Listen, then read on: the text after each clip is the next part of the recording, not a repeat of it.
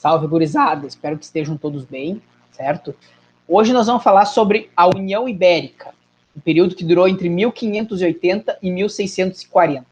O que foi a União Ibérica? Foi a união de Portugal e Espanha sob o mesmo monarca, no caso, o monarca espanhol. Tá?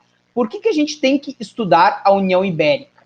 Basicamente porque é nesse período que vai se iniciar a configuração do território brasileiro tal como a gente conhece hoje, um país continental e que às vezes é muito difícil de administrar. Tá? Como é que surgiu a União Ibérica? Tá? Esse do retrato é o Dom Sebastião. O Dom Sebastião, ele era rei de Portugal, tá? E no ano de 1578, ele decide cruzar o Estreito de Gibraltar e combater os muçulmanos no Marrocos. O Dom Sebastião, ele tinha 24 anos e ainda não tinha filhos. Tá? O que vai acontecer? Em uma batalha chamada de Alcácer Quibir, o Dom Sebastião vai desaparecer. Ele nunca mais foi visto. Inclusive, isso gerou uma série de lendas em Portugal. Muitas dessas lendas estão presentes até os dias de hoje e são chamadas de sebastianismo, afirmando que o Dom Sebastião iria voltar algum dia, mas ele nunca voltou. O que aconteceu com o trono de Portugal? O trono de Portugal foi ocupado pelo tio do Dom Sebastião e que foi o tutor dele, o cardeal Dom Henrique. Só que o Dom Henrique, ele era membro da Igreja Católica, ele não tinha como ter filhos, legalmente, pelo menos. E o Dom Henrique vai morrer 2 anos depois.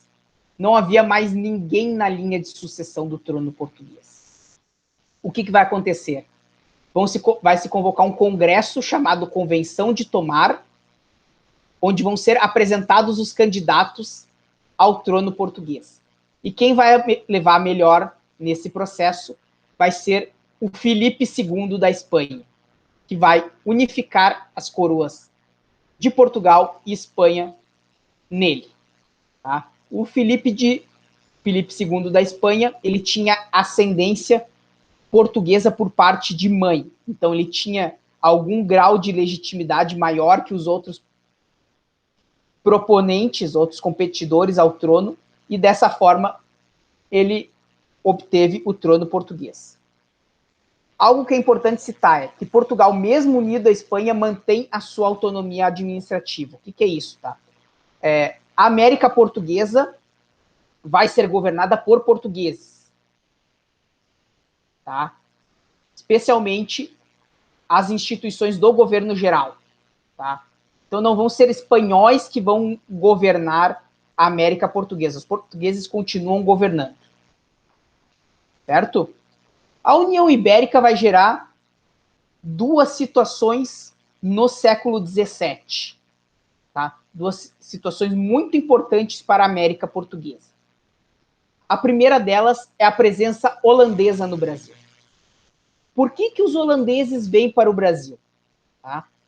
No mesmo ano de 1580, em que inicia a União Ibérica, os Países Baixos conquistam a sua independência em relação à Espanha. Então, os Países Baixos faziam parte do Império Espanhol e declaram a sua independência. Uma das principais fontes de riqueza dos Países Baixos, como a gente viu anteriormente, era a intermediação do açúcar português na Europa. Então, os holandeses financiavam a produção no Nordeste e revendiam o produto já refinado na Europa. E dessa forma, eles tinham muitos lucros, grandes lucros e grandes benefícios. Tá? Então, a partir de 1580 vai haver a guerra entre Países Baixos e Espanha. Essa guerra vai ser interrompida em 1609 pela Trégua dos 12 Anos, e o próprio nome já diz, Trégua dos 12 Anos. Em 1621, a guerra é retomada. E a Espanha, como uma das medidas contra os Países Baixos, vai proibir essa intermediação do açúcar português na Europa que os holandeses faziam. Tá? Por quê? Porque era uma grande fonte de financiamento para os Países Baixos, e esse financiamento, obviamente, seria utilizado na guerra. Tá? O que os holandeses vão fazer? Bom, se a gente não pode fazer o intermédio, então nós vamos controlar todas as etapas do açúcar. Produção, refino, transporte e venda. Tá? E para isso acontecer, passaram a atacar os domínios que estavam sob a coroa de Espanha. Tá? E, no caso, isso incluía os domínios portugueses, incluía a América Portuguesa. Tá? Então, vão haver duas invasões. A primeira, em 1624, que teve como alvo Salvador. Salvador foi conquistada, mas depois de cerca de um ano foi retomada. Tá? E a segunda invasão, em 1630, tendo como alvo Pernambuco. Tá? Essa segunda invasão vai ser vitoriosa e os holandeses passam a ocupar o Nordeste brasileiro. Tá? Algo que é muito importante de ser dito, não foi o governo dos Países Baixos que promoveu essa invasão. Tá? Foi uma empresa privada, uma sociedade anônima, chamada de Companhia das Índias Ocidentais, tá? Que foi criada em 1621 justamente para controlar todo o processo da cadeia do açúcar, da produção à venda. Tá? Então, não foi uma ação estatal, foi uma ação privada que, obviamente, contou com a simpatia do governo dos Países Baixos. Tá? Os holandeses vão conquistar toda aquela área que está em verde no mapa. Tá?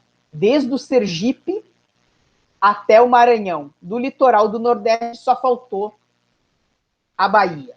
Tá? E vão estabelecer a sua, entre aspas, capital na chamada Cidade Maurícia, que hoje é o Recife. Foi uma das primeiras providências que os holandeses tomaram, foi tirar a capital de Olinda, porque acreditavam que não teriam o apoio necessário naquela cidade. Tá? A conquista desse território foi relativamente fácil, porque a defesa da colônia era fraca, havia uma crise na lavoura de açúcar. E, assim que chegam, os holandeses começam a promover uma política de cooptação de quem ali vivia. Tá? De duas formas. Primeiro, com quem tinha o poder, que eram os senhores de engenho.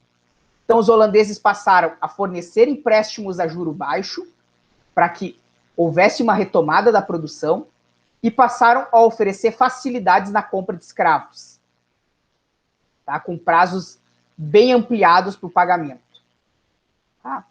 E os holandeses fizeram aliança com tribos indígenas que eram contrárias à presença portuguesa. Então, buscavam tratar melhor as tribos indígenas. Então, dessa forma, os holandeses conseguiram cooptar esses grupos e estabelecer um domínio relativamente pacífico dessa área, ao menos entre 1630 e 1645. E esse processo vai ter o auge no governo do Maurício de Nassau, que governou por 7 anos. Tá? Então, ele vai promover algumas melhorias no Recife, tá? Vai trazer artistas holandeses, como o Frans Post, para retratar as imagens daquele lugar tão inóspito que era o Nordeste brasileiro, tá? E vai ampliar essa política de cooptação dos senhores de engenho e das tribos indígenas. Tá? Inclusive, o Maurício de Nassau vai promover algumas guerras na África, ele vai atacar algumas possessões portuguesas na África que eram de onde saíam os escravizados. Por exemplo, Angola.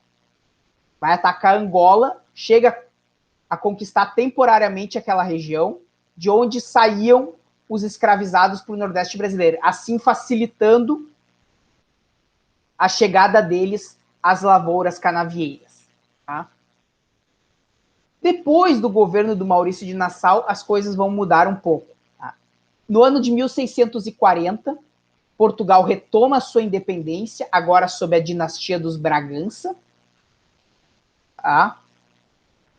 Portugal vai ficar em guerra com a Espanha por cerca de 28 anos, até o ano de 1668, tá? E no Nordeste, controlado pelos holandeses, vão haver algumas mudanças. Com a saída do Maurício de Nassau, se percebeu que a Companhia das Índias Ocidentais estava em crise econômica, tá? E o que vai se fazer, tá? A Companhia das Índias Ocidentais vai tentar cobrar os empréstimos e as facilidades que foram dadas aos senhores de engenho. E a partir daí, os senhores de engenho percebem que a presença holandesa já não era mais bem-vinda. Eles não queriam pagar aquilo que eles receberam. Tá? E a partir daí, vai tomar corpo a resistência ao domínio holandês. Tá? Essa resistência sempre existiu, se baseou basicamente em técnicas de guerrilha, tá? E passou a ser mais efetiva a partir da saída do Maurício de Nassau. Tá? Então, os senhores de engenho vão mobilizar os seus conhecidos, os seus contatos, e vai haver um papel muito importante das milícias de homens pardos, das milícias de negros livres e das milícias de indígenas. Milícias são tropas militares que não são propriamente do exército. Tá? Importante deixar claro que houve muito pouco apoio português, do exército português, nesse processo. Basicamente, foi uma resistência levada adiante por tropas que já viviam na colônia. Tá? E nesse processo vão se destacar as chamadas Batalhas dos Guararapes. Uma ocorrida em 1648 e outra ocorrida em 1649. Tá? Nessas duas batalhas, as tropas coloniais dos senhores de engenho, dos indígenas, dos pardos e dos negros livres vão vencer os holandeses. Tá? Essas batalhas ocorreram no que hoje a gente chama já na periferia da cidade do Recife. A área hoje onde ocorreu a Batalha dos Guararapes é um parque histórico, é um parque nacional, tá? Parte dela é uma colina e parte dela é ocupada atualmente pelo aeroporto do Recife, tá?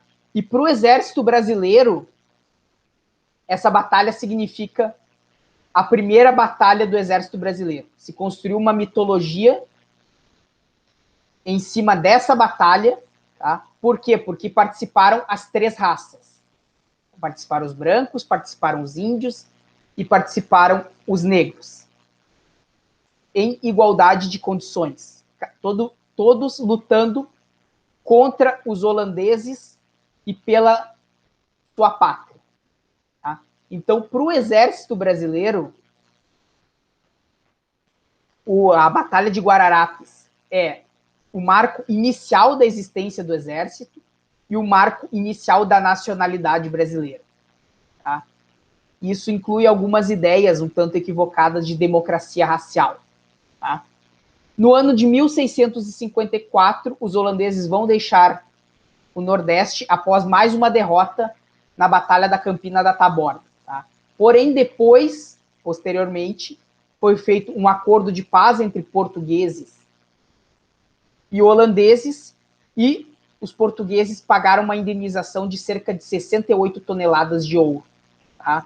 Além disso, os holandeses passaram a conhecer todo o processo de produção do açúcar e levaram para suas colônias no Caribe. O que aconteceu? O preço do açúcar diminuiu no mercado internacional, o que provocou grandes prejuízos aos senhores de engenho. Eles não pagaram suas dívidas para os holandeses, mas tiveram esse prejuízo a longo prazo com a diminuição dos preços do açúcar no mercado mundial. Certo? O segundo ponto que a União Ibérica vai trazer é a questão do bandeirantismo. Tá? E é muito importante entender a questão do bandeirantismo, porque ele está intimamente ligado à identidade paulista. Tá? Os paulistas constituem a sua identidade como sendo o Estado que fez o Brasil ser grande, tá? Primeiramente por meio das bandeiras, que foram expedições de entrada no interior do território, posteriormente com o ciclo do café e depois com a industrialização, tá? E isso está materializado neste monumento, que é o Monumento às Bandeiras, que fica no Parque do Ibirapuera e foi lançado, foi esculpido em homenagem ao 4º centenário da cidade de São Paulo, que ocorreu no ano de 1954. Certo? Então, as bandeiras têm tudo a ver com a identidade paulista. E a construção da identidade paulista tem tudo a ver com o papel que São Paulo desempenha na Federação Brasileira de hoje em dia. Tá? Um papel de liderança e, até certo ponto, um papel de domínio sobre os outros estados. E isso, uma mitologia construiu a partir das bandeiras, porque foram os paulistas que passaram a explorar o território brasileiro e passaram a fazer o Brasil grande. Tá? Por vezes, isso é confundido com uma certa xenofobia, tá? Que muitas vezes se consideram que os bandeirantes eram os legítimos representantes da raça branca paulista. O que a gente sabe hoje é que, basicamente, os bandeirantes nada mais eram que mestiços, misturas de brancos com indígenas. Nós vimos anteriormente a fundação da cidade de São Paulo, que foi um aldeamento jesuíta, onde brancos e indígenas conviviam. Tá?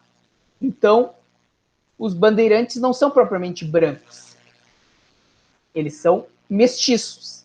Adotaram muitos dos costumes que os índios deixaram em vários momentos da história, no século XVI e no século XVII. Tá? Então, como é que surgiram as bandeiras? Tá? Repetindo, as bandeiras são expedições de entrada no território do interior. Tá? São Paulo era um lugar periférico na América Portuguesa. Tá? Ele não tinha o mesmo brilho da Bahia, de Pernambuco, por exemplo. Tá? Então, São Paulo vai passar a se especializar numa produção para o mercado interno. Basicamente, uma produção de mandioca, de trigo e de milho, que eram consumidos na colônia. A mão de obra das fazendas, controladas sim pelos brancos, tá? Era basicamente uma mão de obra escravizada indígena. Tá? Com a expansão dessa lavoura, dessas lavouras, tá? Se precisou de mais mão de obra. E o que os paulistas começaram a fazer? Bom, a gente já não tem mais ninguém na nossa volta ali. Os índios já foram dizimados. Bom, vamos ter que ir mais longe para capturar indígenas. Tá? Então, a partir daí é que vem a ideia das bandeiras. O objetivo principal das bandeiras, dessas expedições para o interior, era capturar escravos indígenas que servissem para as lavouras das fazendas dos paulistas. Em segundo lugar, ainda tinha a velha questão dos portugueses de encontrar metais preciosos que eles nunca conseguiam encontrar. Tá? Então, a partir do início do século XVII, vão ser feitas várias bandeiras. Tá? O alvo principal das bandeiras eram as missões jesuíticas. As missões do Guairá, que hoje ficam no Paraná, as missões do Itatim, que hoje é o Mato Grosso do Sul, e as missões do TAP, que hoje ficam no atual território do Rio Grande do Sul. Por que eles buscavam esses lugares? Porque havia grande concentração de indígenas e era mais fácil capturá-los. Tá? Então foram feitas diversas expedições, lideradas por nomes como Raposo Tavares, como Fernão Dias, tá? Como Borba Gato, como Anhanguera. Reparem que alguns deles são nomes de rodovias em São Paulo, então também tem essa questão da identidade paulista no nome das rodovias, tá? Então eles vão atacar essas missões jesuíticas e vão capturar milhares de escravos indígenas, tá? E, porém, a escravidão indígena era proibida na colônia desde 1570. O que os paulistas faziam para burlar o sistema? Eles criaram a ideia da administração particular. O que é isso? Tá? Eles diziam que estavam administrando os índios, fornecendo alimento e fornecendo a conversão do cristianismo. Em troca, eles poderiam explorar o trabalho desses indígenas. Era uma escravidão que não tinha o nome de escravidão, mas era uma escravidão velada.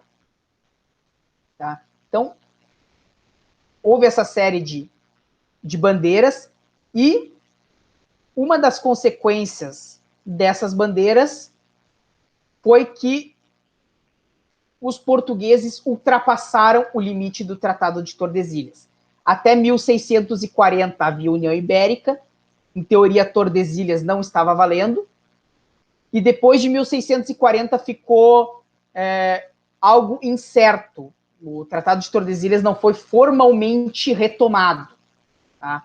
Então, os portugueses, no caso, os bandeirantes, eles avançaram rumo ao interior e ultrapassaram o limite de Tordesilhas. Isso vai ser fundamental um século depois, e nós vamos ver isso mais adiante, no Tratado de Madrid, que vai estabelecer as configurações atuais do território brasileiro. Certo? Então, com o passar do tempo, foram se acabando os escravizados indígenas e as bandeiras passaram a atuar em outras frentes. Passaram a combater quilombos, como o quilombo de Palmares, e passaram a se embrenhar no interior para busca de metais preciosos. Tá?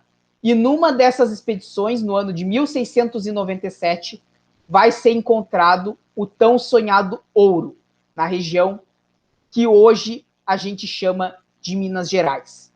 No século XVIII, outras bandeiras vão encontrar ouro no que hoje é o Mato Grosso e no que hoje é Goiás.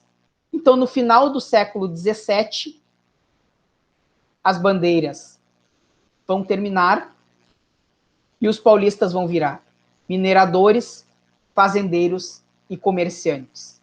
Não sem antes terem feito um grandíssimo estrago nas populações indígenas do que a gente chama hoje de Sul e de Centro-Oeste. Certo? Então, basicamente, a União Ibérica trouxe esses dois elementos. A presença holandesa no Brasil e o bandeirantismo. Certo? Então, pessoal, seria isso por hoje. Temos alguns exercícios de fixação do conteúdo no Moodle. Façam os exercícios. Fiquem em casa se possível. Cuidem-se e um abraço a todos.